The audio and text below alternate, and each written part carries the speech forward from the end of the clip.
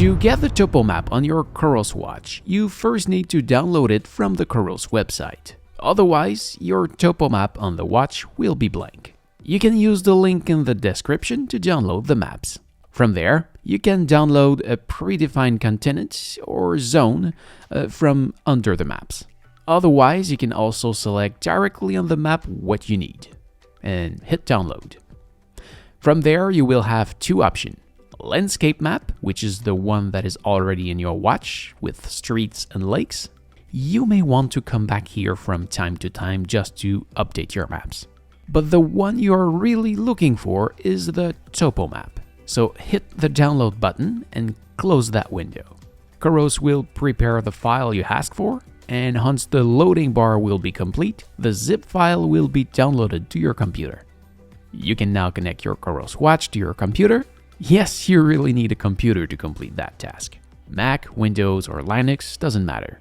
First, unzip the file. On a Mac, simply double-click it. On Windows, right-click and select Extract All. Make sure you read the instruction PDF in case it changes over time, but at the moment I'm recording that video, on my Mac the only thing I need to do is to open a new window and go in my watch. In this case, it's the Vertex 2 right there that will eventually show up around a minute after you connect it to your computer. Press and hold the Option key on the keyboard while dragging the map folder in the watch. Then wait, and finally hit the Merge button. According to Coros instruction, if you are on Windows, simply right-click the map folder, then go down to Send to, and finally select your watch from the list. And yes, it will take forever to transfer. The USB connection on my Coros watch make me remember floppy disks. Once the transfer is done, eject your watch and disconnect it. There is nothing else to do, your topographic map is ready in your watch. So, this is it. Thank you for watching, I hope it helps. If yes, please smash the like button.